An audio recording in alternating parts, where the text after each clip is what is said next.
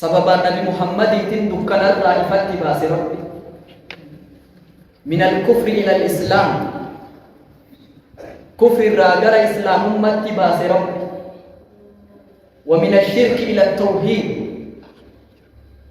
شركي در إسالاتي في عزة وانسلا ربي مليت مقبرا إرّا تقول شلمنتان التاكيسان دي بأنقون رب دنيا أكست تجرتو إرقما ربي ترقى دنيا تنكرا سري داندي دبن كم نرقا بغرب أمة محمد تاسس بغرب إسلام ما نوهن الحمد لله رب العالمين أنيس ومقبابا زيادة جيس رسول الله عليه الصلاة والسلام قاف الدنيا تنتي أصبعا أدى إساني من برا مكرر أبطني دنيا فهاسين سياما ورّي بورتوكولا جابوما سلا أكنا من أبوتي قدرت لكاتون دي ورّي تتكان ورّي سلا نمي غتين كبتوفتو نمي للالافا نمو جلا أواتي osoo Abii Jahl funyaan butu Salmaan Faransarraa ka'ee nuura qabsiifate. Osoo Abii Lahab harka darbu Rasuulan tabban laka jedhu Bilaal ibn Rabah Habasharraa ka'ee nuura qabsiifate. Osoo gurguddaan jaraa ati nuun taatu Rasuulan jedhan Suheeb biyya Roomarraa ka'ee nuura san qabsiifate. Islaamummaan osoo firooma takkii fiixoomaan namaa kennamtu taate Nabi Ibraahimtu abbaa isaatii kennatu. Inna Ibraahiima tamannaa li'abiihi Nabi Ibraahim abbaa isaatii hawwaatu amantii kana garuu hin arganne ture. Ambiyoota keessaa namni Rabbi jaalallee godhate nama lama. Ibraahimin khaliila godhate. Nabi Muhammadin khaliila godhate. Osoo silaa ilmi osoo abbaan ilmaa ka kennu taate silaa Nabi Nuhtu ilma ofiitii kenna.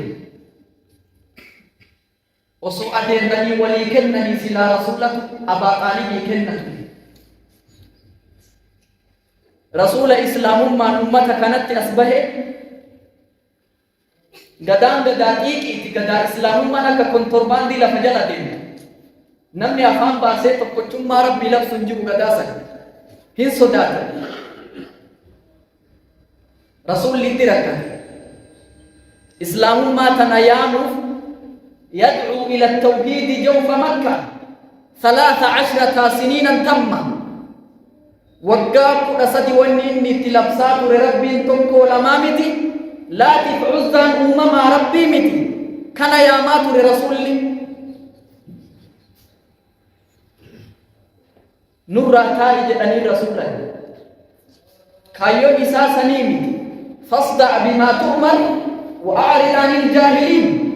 Tatarsaasi dhodhoosi ifnana godhittiin wallaaltota silaa si uguruuf si kararraa si maysuuf tattaafatan irraa garagali.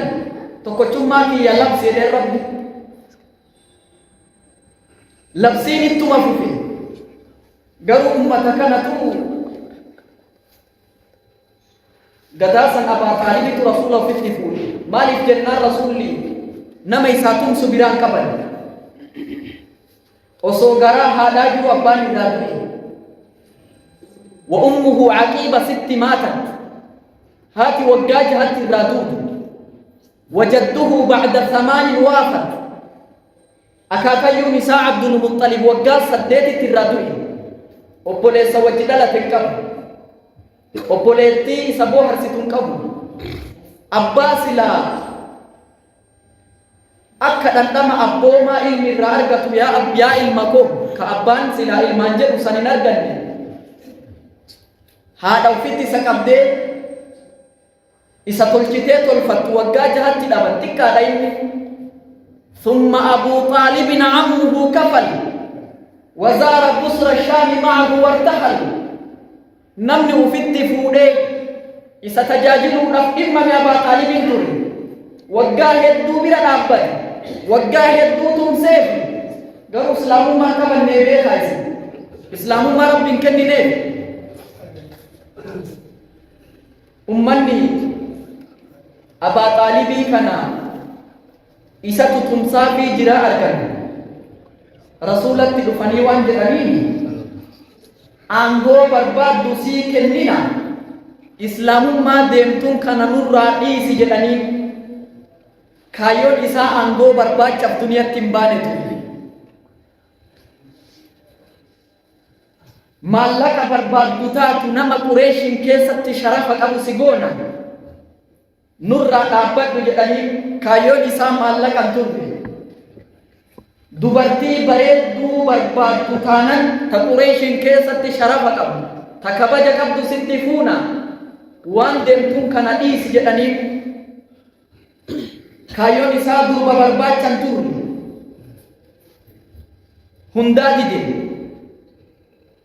maarree akki goonu namni kun taa'aan jiru rabbiin tokko jechaan kanarraa deebi'aan jiru ilma tokko qabannee Abaa Xaalibitti haa dhufnu Muhammadin irraa fuunee ajjeefna Abaa Xaalib ilma barbaadu kana haa guddifatu jedhanii ilma wahii harka qabatanii Abaa Xaalibitti fidanii hoodhu kana guddifadhu keenutti as gabin ajjeefna jedhanii kadabtum wa baytullahi nubzi Muhammada ya Abaa Xaalib osoo islaamummaan qabatin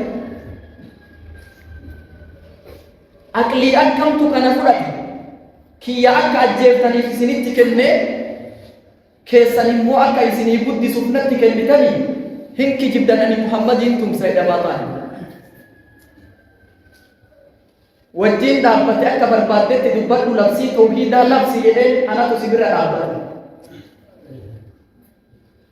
gaafa kaanii duniyaan tun nama dhiiftu mar'oon du'aa isa jettee firaasha du'arratti kufee ciise Abaa Xaalib sanaadiqni Qureesha warri gurguddaan mataa dura taa'an Nabi Muhammad salawaatu rabbi wa salaamu alayhi fanii yaa cammi qul laa ilaaha illa Allah yaa adeera kiyya mee jecha laa ilaaha illa Allah jedhu mee takkatuun haa jedhe jedhanii kalimatan uhaajju laka bihaa inda Allah jecha fuulduree rabbiititti ani maanguddummaa sii dhaabbatu ittiin sii muggutu ittiin sii falamu ittiin sii waastinnaa sii ta'u mee laa ilaaha illallah jedhanii bitaa laalu jaratu bira taa'e atarghabu an millati Abdilmuxalib jedhanii fafamu saalfiidhaan saalfattu karaa Abdulmuxalib irraa garagaluu kajeelte afaan qabrii jirtaa bara aslaalummoo rasuulli laa ilaaha illallah itti qara أصلاب أكرا عبد المطلب اتكرا بودر على ملة عبد المطلب لديه كيسر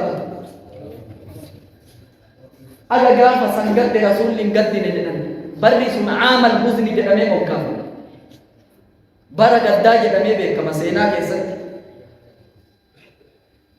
أبا طالب ارجع إني دنيا رأتيني عباس بن عبد المطلب رسولة كفيت يا رسول الله إني أجانا سبيل الأباتي أتي هو معلومة إساقوة جناني ولولا أنا لكان في الدرك الأسفل من النار وسوء نمتكن سبب تقوبات دي وسوء نمت جراجو بعد دي سلا إني جلي جهنم تأذبما تريدين لكي يجب أما نمو بچالا إبدال مقومي إساجا لكاني تغلي منه دماغه سري نساكن أكا أكود أويتن بشان أويتن كيسات دب سري نساكن إندم تتدرسون إن أهوان أهل النار إرلافا ولا إبدا نما بچالا إبدا لما قومي ساجا لكاني سري نساكن كيسات دب كتو إدرسون أبا طالبي أنكسيت تورسان إسلام ما كان رب كني نفتوري أنا في أتي كتسمة الفنيت بلا تجارة قلّي بالما تقول أنا قد نيت النهوني ترى أبان نبي إبراهيم نرجعتي نرجع carraa ilmi nabi nuuh hin argatin carraa adeerri rasuula hin argatin arganne alhamdulillahi rabbil alamin.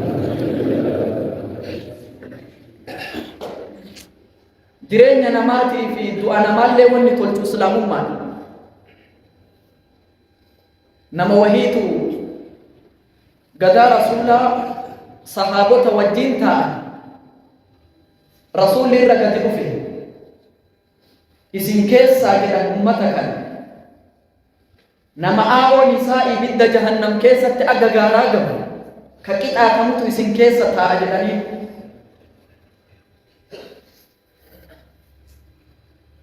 namni hadiisa kana odeessaa jiru Abi Hurayraa isin keessa nama aawoon isaa aga gaaraa gabu ibidda jahannam keessatti qixaatamuuf taa'utu as keessa jira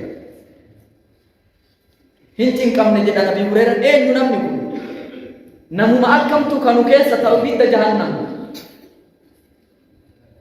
keessatti qixaatama namuma akkam namni kun Abi Hurayraa namoota wajjiteen nu kana hunda duuka deemuu eegale jedhe qorachuu eegale yoo nama hunda laalu namni hundi ibaadaa irratti jabooma qaba namni hundi ibaadaa tolchee jabeessa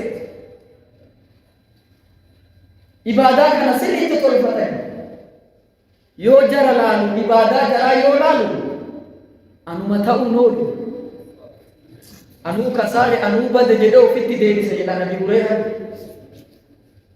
Osoo jara sanduuqa deemu qoratee qo'atee osoo jara jala deemu namni hundi dhumee isaa fi namni tokko qofti hafe jedha.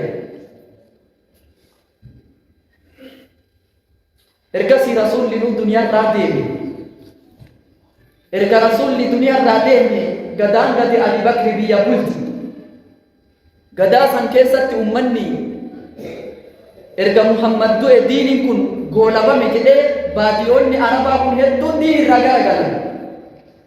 Warri dur kufrii dhoyfataa turanis warri dur uf dhoysaa tures gadi uf baase. Warri akka Sajaa binti Haaris Aswad al-Ans Musaylimatul Kazzaab warri gurguddaan kun nuti nabiyyiidhaa ofiin jedhanii gadi bahu. Anaa fi namni takkichaan hafne kuni namni kun warra Banii Haniifaati jedha Abi Hurayraa. Banii Hanafiyaati warra Musaylimatul Kazzaab gosa sani. Nama kanatu gaafa Musaylimatul Kazzaab gadi bahee ani nabiyyiidha ofiin jedhu Musaylimatul Kazzaab nama kanaa waan jedhe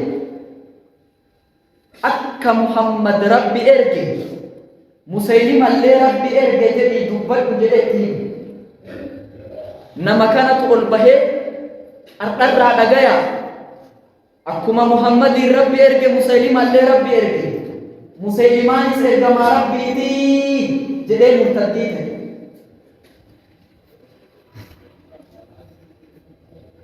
Gaafa duula Yamaamaa Zayd ibn al-Khattaab obboleessa Umar ibn al-Khattaabitu nama kana ajjeese.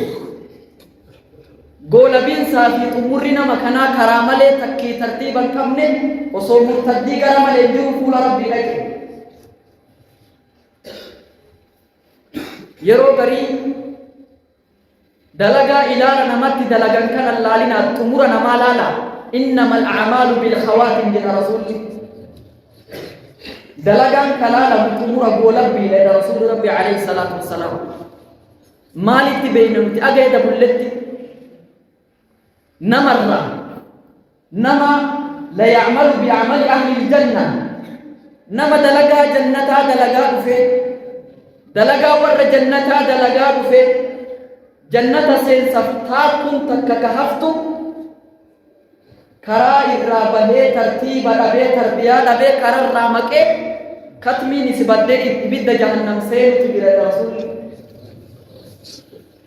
نمر رمو نما دلقا إبد جهنم دلقا دفه دلقا إبد جهنم دلقا دفه إرقا إبد سين افتار كنت كيسافتو كرا سنيرا توبته كرا ربي رتي ديبه جنة ربي سقلت تجد رسول ربي عليه الصلاة والسلام كتميت إن ربي هاتون قلقلت إن ربي هاتون واني تمر لازم نمي توحيد التي تقول يروكم جت لا إله إلا الله جنور تدو توحيدك أبدا ملك أبرين نما فوتون جد دجيتم تصفون أي سرعي تيو توحيدك كمان رسول لكنا عليه الصلاة والسلام اجتنبوا السبع الموبقات واتوب كنما بلز كنما حلاقون رافقات تاجر واتوبنما حلاقو كيسا تكفر رسول رسول لدبات الإشراك بالله ربي تشركوا ربي والجوان برو يا مدوتو وانما حلاقو جد رسول ربي عليه الصلاة والسلام تيسو صحابة وجتاني ألا أنبئكم بأكبر الكبائر بدي غرغدا يكا غرغدا اسنه موجدا قالوا بلى جتين صحابة مينو هم جدني مي بدي غرغدا مالي تكفرت رسولي الإشراك بالله ربي تشركوا ربي وجوان برو يا مدونا ربي تكين ديسوتو بدي غرغدا رتي لك مجد ايغسي هذا أبك جلته إيجاسي وقول الزور على وقول الزور إيجاسي أكنت تركتني وشهادة الزور رجاء جبا رجاء أبو رجاء صبا حتى قلنا ليته سكت أجنتي مالك بوسوت اللسانين جاه مالك بوسوت اللسان أجنتي جنو جتك أيضا صحابا رسول رجاء بوتي في شركي والاتكابي دبت ربي اللي رجاء بوتي في شركي والاتكابي دبت فاجتنبوا الرجس من الأوصال واجتنبوا قول الزور وان فرقوا وان ببدوا سلا وما أمتنا نقبر الرافقات رجاء بو رجاء صبال الرافقات يا رب خيران نتدل نهندي دلقان نتهجن نهندي يو كل من كبان يو توحيد كبان فدتمن كبد نتي الدنيا تنرتي ربي جبروا ربي تقوتشوم